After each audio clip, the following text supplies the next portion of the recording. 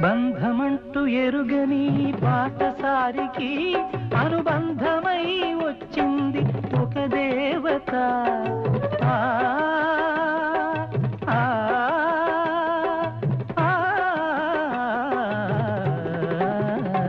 బంధమంటూ ఎరుగని బాటసారికి అనుబంధమై వచ్చింది ఒక దేవత.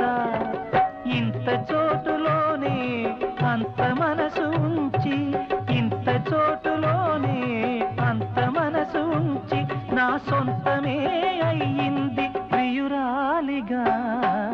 ముద్దబంతి నవ్వులో మూగ బాసలు